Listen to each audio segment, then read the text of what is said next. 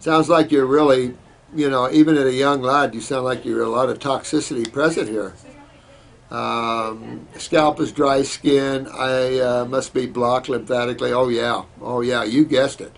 Now what's nice about you guys, you're starting to understand where your problems are. You know it's a trip to get it, but at least you're understanding, and understanding is at least a fourth of it. I mean, most people don't even have the understanding of what their problems is. So getting the understanding is one side of this. Getting a remedy is going to be some work, and working. And for you healers out there, you've got to play with these kind of cases, working them back and forth to what they can tolerate, what they can't, and working them slowly through this, especially in gastroparesis, which is paralysis of the stomach. Sometimes they get so interstitial lymphatically constipated, they're so much on fire they can't even drink water. You're going to be real gentle with them. You're going to be using slippery elm or marshmallow teas, aloe veras, things like this to work them through these cases. And then whatever they can do in diet, they're not going to be able to get real perfect way up there. You're going to have to work them back and forth and back and forth, and you'll get them little at a time. They'll pretty soon, they go faster than you think, and little time, pretty soon they're starting to eat more, and everybody's working good.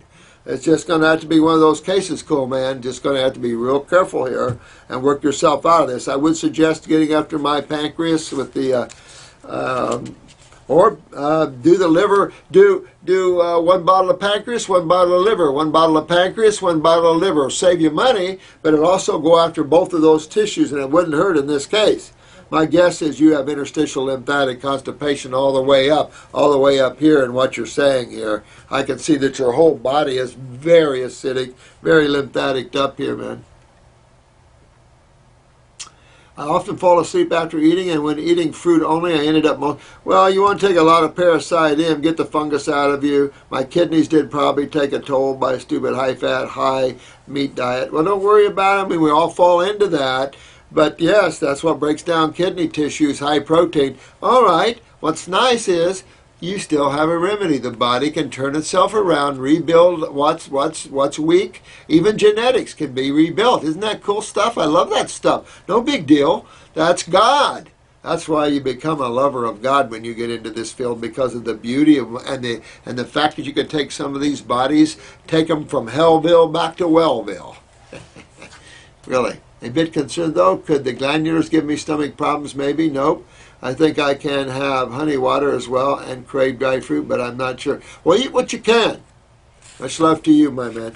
Do what you can, but work yourself through this with the protocols there and the diet the best you can, and keep working yourself through this. Keep challenging, but eat small amounts more often, and take off after that. See how you do. This is Micmac Goddess. The micro and the macro, huh? So you're all things to all people. I like that, worthy one. Oh, I also suffered from ulcers when I was younger. Thanks again. Oh, this is on down here. So I got this comment when I left on post on Facebook about doing the fruit diet.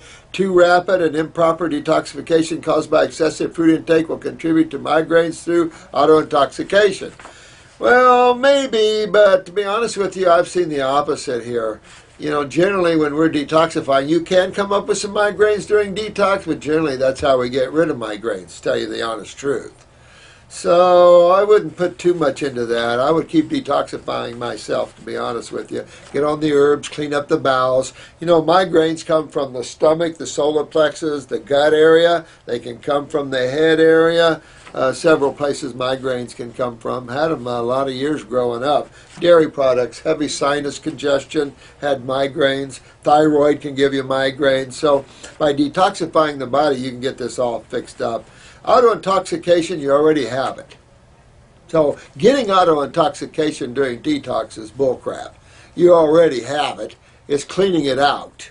And that's what detoxification is. So I'll put a little credence in what some people say with that. Don't get too freaked out. Autointoxication, huh? Detoxification is a delicate clinical process, especially when there are severe symptoms as yours. Nicole, quit it.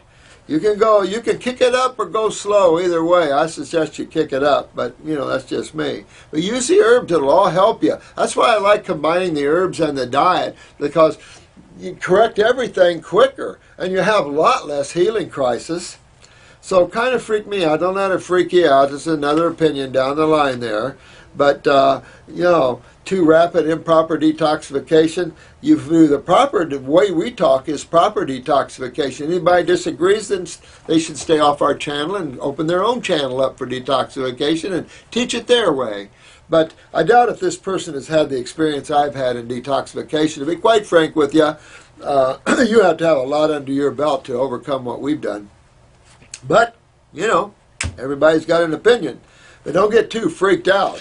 A person needs to go down the road of detox, and I would certainly not be afraid of it. Kick it up and head on down the road. Too intense, I'm going to order your brain and nervous system. Sounds good. Upper circulation, trying to get 4 weeks. But clean your stomach up. Get on the GI tract. Get your adrenals up. Get your kidneys filtering. Get on the lymphs and do all those things. You've got to get that all cleaned out. You get your liver cleaned out, so start on the basic kit. Get all the worms and get yourself dewormed. Get your liver, get everybody opened. And then the second go around, you want 2 kidneys, 2 lymphatics, make 1 capsule, and then you can do your brain and upper circ with that as well. I also wanted to tell you I get migraines with aura and had slurred speech. Whoa! With Arua. A-R-U-A. I did post 2 days ago. Thanks for your help. Had this so long, but since it's been chronic. Well, you know, don't sit there. Whoever said this now, Nicole. Come on, Nicole. She's not doing too rapid of detox at all. That's crazy. Most of our people would be dead if you lived by that philosophy. No, not at all. Get that migraine out of there. I've done nothing but get rid of people's migraines. We're well known for that sort of thing. Want to put this past me by living home? Absolutely. Just head off and start detoxifying. Being here, you're 30 years old, shoot, yeah, don't put up with that, goddess. And Nicole didn't give you all proper instructions, so don't worry about auto-intoxication. Are you kidding? That's why you go after your kidneys. Now, she could have a point if you did not go after your kidneys, your bowels, and everything simultaneously. If you just went on a raw food diet, it's possible, maybe, to stir everything up and then get too many symptoms like skin and everything else. But in reality, when you hit your kidneys, you hit your GI tract, excuse me, you hit your body this way, there's no auto-intoxication to it. Not at all. The only problem is absorption. And so I would put a little faith in that and go down the road and get my body detoxified and get rid of those migraines. I hate migraines, and you've suffered with them too long. This is Stage Bandit. Question, resubmission. Dr. Morris, can you explain the danger of high-protein diets on a level of biochemistry? I remember when you said how a medical doctor told you he gave his patient protein and leukemia skyrocket. Can you explain how protein can do this? Well, protein in a lot of ways. I mean, you have high phosphorus, high iron, mostly in high protein foods. High phosphorus, high iron actually depletes the electrolytes out of the human body, so it gives you more of an acid hit, an acid experience with that. Proteins are probably the most abrasive to the mucosa there is. Creates a lot of excessive mucus. Most of the immune responses is toward proteins. From a biochemistry viewpoint, it's simple. It unbalances your electrolytes, and it's particularly the twin, or at least not the twin, but the older twins can get beat up a little bit. Cal-Mag, particularly the calcium side of it, can get real beat up with a high phosphorus diet. Obviously, these are acidic diets. And the more that you get into higher nitrogens and things, you're bringing in these principles to the base acid-base balance, making it more of a acid balance as opposed to a base balance. This is a predominant base balance. When you say acid-base, the favor's inside of the base. It's like in law, the favor should be to the citizen, not to the court, or to the feds, or anything, or to the government. You're supposed to always rule in the favor of the citizen when in doubt of a federal law. Thank you. But judges didn't remember that.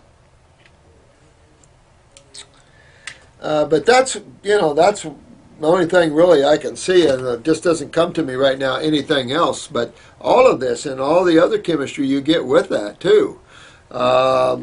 If it's a meat, you know, you get all the other unsundry items. You get all the antibiotics, you get all the pollution in the grasses that the cows are eating. You get all of that stuff, obviously.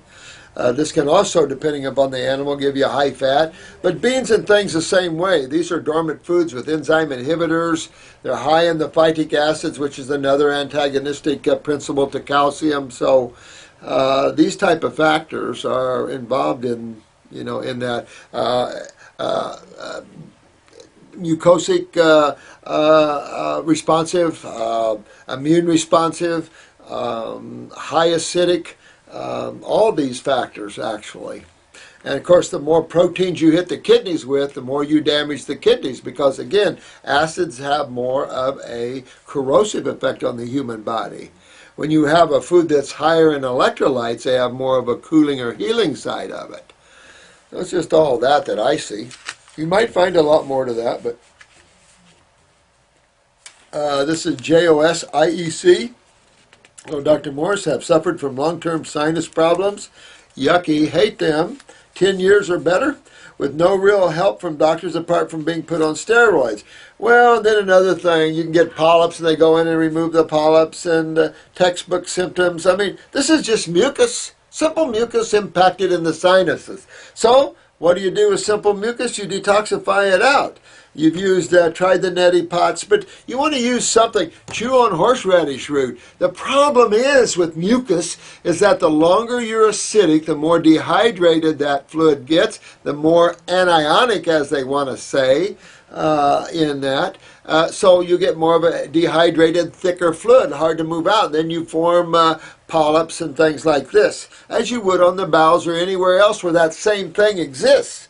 That same thing in the sinuses actually can exist head to toe, impactions. Then after a while it's seen as a mass, and then of course then a tumor or whatever, blah, blah, blah, blah, blah. Same kind of stuff.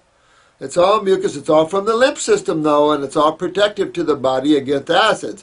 But in a sense, becomes acidic when the adrenals and the kidneys lose its ability to filter. This is the big problem that humans face. It ain't no little thing. This is the big thing, and it's funny how a lot of people miss this whole thing with that. So you could do a chew on horseradish root, 3-lung tea, all that helps to break up hardened mucus, pleurisy root, mullein, fenugreek, all of this does hot and cold applications to neck and back, fix up your GI tract. This is a case where if you don't fix up your GI tract, you're probably going to have a hard time breaking loose. So you've got to clean this gut up. Use stomach and bowel, whatever number.